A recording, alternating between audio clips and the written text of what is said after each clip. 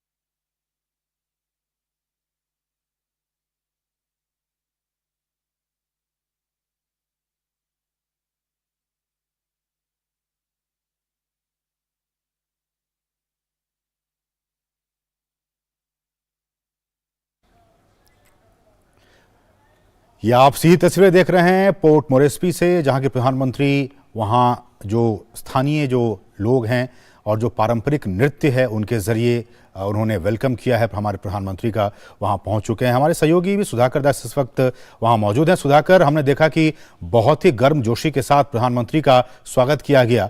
अब हम जब ये कह रहे हैं कि किसी भारतीय प्रधानमंत्री की ये पहली यात्रा है और तमाम जो हमने संबंध को अभी बताया कि किस तरह से भारत और पीएनजी के संबंध काफी पुराने रहे हैं, इस यात्रा के क्या कुछ मायने निकाले जाएं? सुधाकर, आप हमें सुन पा रहे हैं? सुधाकर, आप हमें सुन पा रहे हैं? जी असीम, मेरी आवाज आपको मिल पा रही है असीम? जी जी जी। सुधाकर बताइए, ये यात्रा हमने देखा है बहुत गर्मजोशी के साथ उनका स्वागत किया गया पीएनजी की धरती पर, क्या कुछ इसके मायने निकाले जाएं? बिल्कुल असीम, मैं तो यही कहूंगा, आगाज ऐसा है तो अंजाम कैसा होगा। अगर शुरुआत इस तरह की है, इतनी गर्मजोशी से भरी, इतनी शानदार अगर शुरुआत हुई है, तो आप अंदाजा लगा सकते हैं कि आगे किस तरह से ये पूरी यात्रा रहने वाली है। और जाहिर तौर पर पहली बार न सिर्फ प्रधानमंत्री मोदी यहाँ पहुंचे हैं, बल्कि भारत के किसी प्रधानमंत्री की ये पहली यात्रा है। तो एक बिफिटिंग वेलकम कह सकते हैं ये दिया गया। हमने देखा कि प्रधानमंत्री पापुआ न्यू गिनी के उन्होंने खुद स्वागत किया। वो एयरपोर्ट पर आए थे, वो पैर छूकर प्रणाम करना भी चाह रहे थे, तो प्रधानमंत्री ने उनको रोका। उनको गार्ड ऑफ ऑनर दिया गया, 19 तोप की सलामी दी गई। उसके बाद जो स्वागत के लिए उनके लिए जो स्थानीय पारंपरिक वेशभूषा में कलाकार आए थे और पीएम उनके बीच पहुंच के उनका हौसला बढ़ाया। तो निश्चित तौर पर एक बहुत अहम शुरुआत हिंद प्रशांत क्षेत्र को लेकर भारत जिस तरह से चिंता करता है, प्रधानमंत्री नरेंद्र मोदी के नेतृत्व में जिस तरह से दुनिया के कई देश एकजुट होकर हिंद प्रशांत क्षेत्रों की चिंता कर रहा है और खासतौर से पैसिफिक आइलैंड कंट्रीज के लिए प्रधानमंत्री मोदी जिस तरह से सोच रहे हैं यहाँ के विकास के लिए, यहाँ के लोगों के साथ मिलकर, तो निश्चित तौर पर उसका एक कह सकते हैं कि एक तरह से प्रतीकात्मक एक प्यार यहाँ से मिला है, पापुआ न्यू गिनी से यहाँ के लोगों के जरिए मिला है, यहाँ के नेतृत्व के जरिए मिला है। आज जो एयरपोर्ट पर स्वागत हुआ और निश्चित तौर पर दुनिया भर में ये तस्वीरें देखी जा रही होगी। आज प्रधानमंत्री, हम जानते हैं कि तीसरे फिपिक समिट के लिए जो forum for India Pacific island जो कोऑपरेशन की जो तीसरा सम्मेलन है उसके लिए पहुंचे हैं। 14 जो आइलैंड कंट्रीज हैं, पैसिफिक आइलैंड कंट्रीज, वो इसमें शामिल होने वाले हैं। इसकी मेजबानी पापुआ न्यू गिनी कर रहा है, लेकिन निश्चित तौर पर भारत का जो एक आज दुनिया में चमक धमक है, प्रधानमंत्री नरेंद्र मोदी के नेतृत्व में जो प्रभाव है। और हमने देखा अभी G7 में उन तस्वीरों को देखा, किस तरह से हर राजनेता, हर राष्ट्राध्यक्ष प्रधानमंत्री मोदी से मिलने की कोशिश कर रहा था, उनको गले लगा रहा था।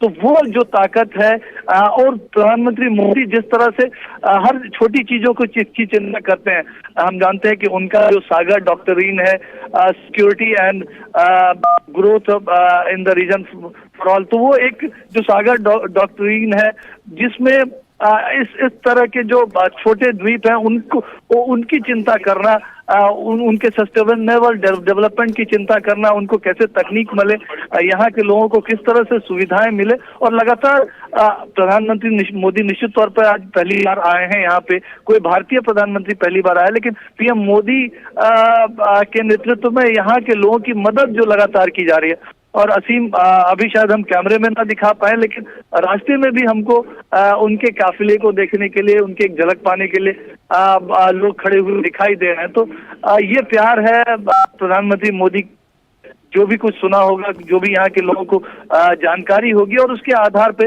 वो प्यार यहाँ की सड़कों पर भी दिख रहा है। तो बहुत शानदार शुरुआत कह सकते हैं इस यात्रा की। एक तरह से कह सकते हैं देश जरूर छोटा है, लेकिन एक बहुत बड़ा दिल बिछाया है प्रधानमंत्री मोदी के स्वागत के लिए पापुआ न्यू गिनी ने। और सुधाकर, एक बात और भी बहुत दिलचस्प है, जो कि तमाम वेबसाइट्स में, तमाम अखबारों में आज मैं पढ़ रहा था कि पापुआ न्यू गिनी में एक ये कल्चर रहा है, सांस्कृतिक तौर पर ये कल्चर रहा है, बरसों पुरानी ये वहाँ की परंपरा रही है कि सूर्यास्त के बाद जब कोई मेहमान आते हैं तो उनका उस तरह से उनकी मेज़बानी नहीं की जाती है जिस तरह से कि उन्होंने आज प्रधानमंत्री नरेंद्र मोदी का किया है, उस परंपरा को तोड़ते हुए। बिल्कुल। और देखिए ना, अभी इस वक्त अगर यहाँ के समय की बात की जाए तो रात के करीब 10:30 बज रहे हैं, लेकिन आपको गर्मजोशी जगह तो इस तरह की गर्मजोशी आपको नहीं दिखाई पड़े जो यहाँ के स्थानीय लोगों में इस वक्त अब देर रात में भी ये गर्मजोशी दिख रही है प्रधानमंत्री मोदी के स्वागत के लिए। वो जो उत्साह यहाँ के स्थानीय लोगों ने दिखाया, प्रधानमंत्री ने उनके बीच पहुंच के उसी तरह से उसी रूप में अभिवादन करने की उन्होंने कोशिश की। भारत का राष्ट्रगान यहाँ पर बजा, गार्ड ऑफ ऑनर उनको दिया गया। तो निश्चित तौर पर बेहद ये कह सकते हैं कि ऐतिहासिक तस्वीरें इस आइलैंड के लिए भी, और भारत के जो रिश्ते हैं पैसिफिक आइलैंड में जो भी इस तरह के देश हैं, देशों के साथ जो रिश्ते हैं, फिपिक के जो सदस्य देश हैं, उनके लिए भी कह सकते हैं कि बहुत ही ऐतिहासिक तस्वीरें हैं। हम एयरपोर्ट भी पहुंचने वाले हैं, सिर्फ हम कोशिश करेंगे कि यहाँ की भी आपको कुछ तस्वीरें दिखा सके। लेकिन एक ऐतिहासिक दिन भारत पापुआ गिनी के रिश्तों के लिए, तो साथ ही साथ भारत का जो हिंद प्रशांत क्षेत्र में जो एक तरह से ताकत बढ़ी है, उस ताकत के लिहाज से भी कह सकते हैं। चलिए सुधाकर, बहुत बहुत शुक्रिया इन तमाम ताज़ा अपडेट्स को पापुआ गिनी से हम तक पहुंचाने के लिए। हम अपने मेहमानों के पास रुक करेंगे। अनिल सर, हम तब से लगातार लाइव तस्वीरें दिखा रहे थे। मैं गेस्ट से चाहूँगा कि एक रिएक्शन ले लूँ इस पूरे मुद्दे पर।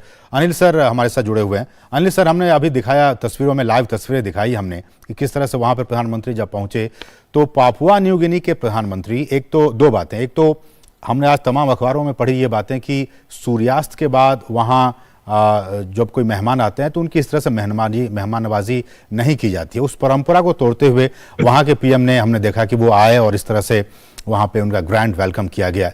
दूसरी बात की अनिल सर की, जिस तरह से हमने भारतीय कल्चर जो है हमारे यहाँ, जब हमसे कोई बड़े आते हैं तो हम पाँव छूकर प्रणाम करते हैं।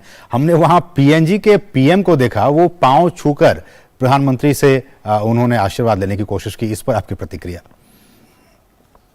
तो हमने देखा कि आज दो विशेष अनिल सर मैं आपको रोकना चाहूंगा। कुछ तस्वीरें हमारे पास फिर से वहां से आ रही हैं, लाइव तस्वीरें। वहां जो भारतीय मूल के जो लोग रह रहे हैं उनके साथ प्रधानमंत्री इस वक्त मुलाकात करते हुए, उनका अभिवादन स्वीकार करते हुए, और आप देख सकते हैं इन तस्वीरों में एयरपोर्ट पे काफी तादाद में भारतीय जो वहां पे रह रहे हैं वो वहां पे एक तस्वीरें, सेल्फी लेने की कोशिश कर रहे हैं।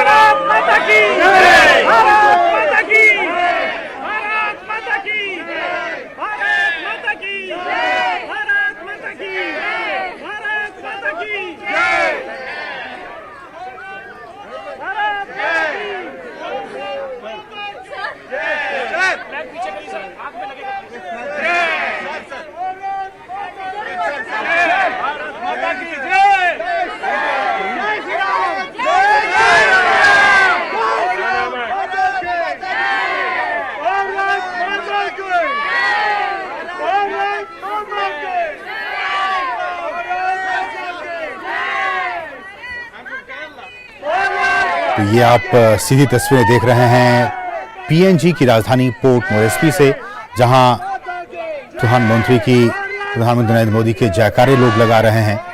जो भारतीय मूल के लोग वहां मौजूद हैं, जो वहां रहते हैं, वो प्रधानमंत्री की जय और हर हर मोदी, घर घर मोदी, इस तरह के नारे लगाए जा रहे हैं। आप देख सकते हैं कि अब से कुछ देर पहले ही एक महिला ने प्रधानमंत्री की मां के साथ वाली तस्वीर, एक फोटो उन्हें भेंट की। लोग पांव छूकर उनको प्रणाम करते हुए एक तस्वीर, एक सेल्फी खिंचाने की जद्दोजहद, क्योंकि उनके लोकप्रिय नेता भारत के प्रधानमंत्री नरेंद्र मोदी उनके बीच महिलाओं से, बच्चों से, युवाओं से, सभी के साथ प्रधानमंत्री मुलाकात करते हुए, हाथ मिलाते हुए,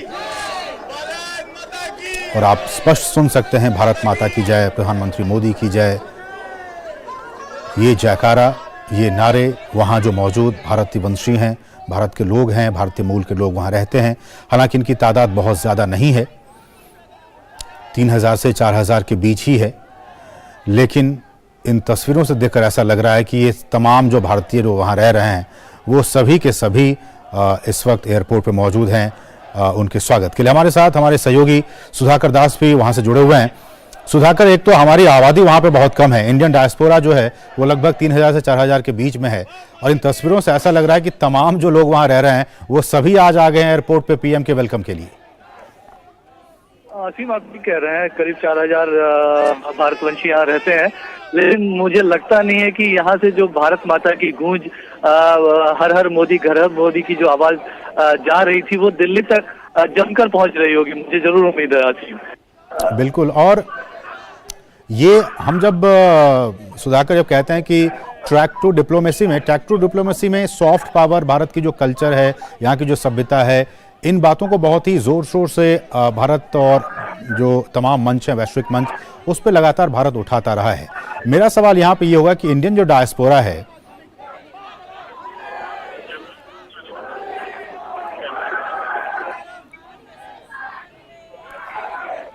और हम आपको वो तस्वीरें भी दिखाएंगे, सुधाकर हमारे साथ लगातार बने हुए हैं। प्रधानमंत्री होटल पहुंच चुके हैं, हमें ये जानकारी दी जा रही है, और कल बहुत ही महत्वपूर्ण जो शिखर सम्मेलन है उसमें प्रधानमंत्री शिरकत करने वाले हैं।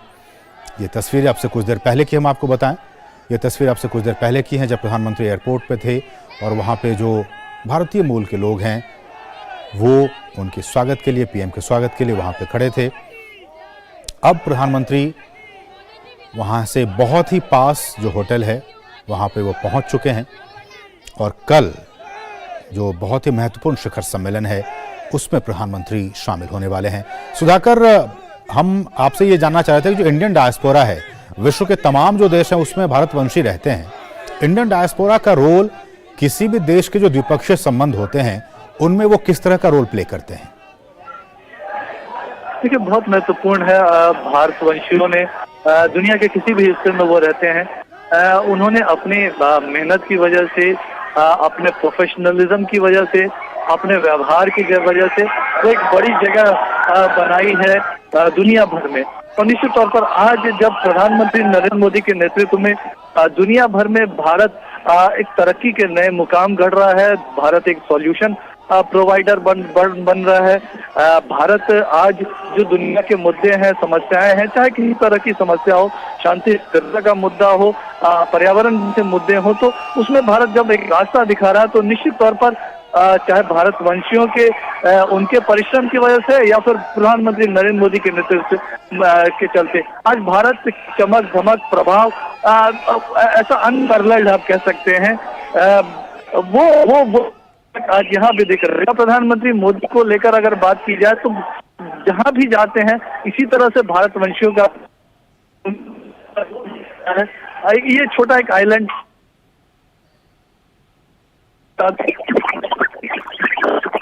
जी सुधाकर, और जैसा कि हम इन तस्वीरों में देख पा रहे हैं, और प्रधानमंत्री ने भी कई बार कहा है, सुधाकर, हमने कई बार सुना भी है कि जो भारतवंशी, जो भारत मूल के लोग विदेशों में रहते हैं वो भारत का प्रतिनिधित्व वहां पे कर रहे हैं, और भारत का प्रतिनिधित्व इन मायनों में कि प्रधानमंत्री ने कहा है कि वो हमारे सांस्कृतिक कल्चरल एम्बेसडर्स हैं। तो आप समझ सकते हैं कि जब प्रधानमंत्री ने इस बहुत ही महत्वपूर्ण शब्द का प्रयोग किया भारत के लोगों के लिए जो विदेशों में रहते हैं कि वो भारत के कल्चरल एम्बेसडर हैं, तो ये बहुत ही महत्वपूर्ण हो जाता है कि किस तरह से हम उनकी भूमिका को आंकें, उनकी भूमिका को समझें। और जब पापुआ न्यू गिनी जैसे बहुत ही एक छोटे से, कहाँ भारत इतना विशाल देश, इतनी बड़ी आबादी, और कहाँ उसके सामने पापुआ न्यू गिनी जैसा बहुत ही छोटा सा देश, एक आइलैंड कंट्री, उसमें हमने बताया कि आपको लगभग 3000 से 4000 के आसपास लोग रहते हैं।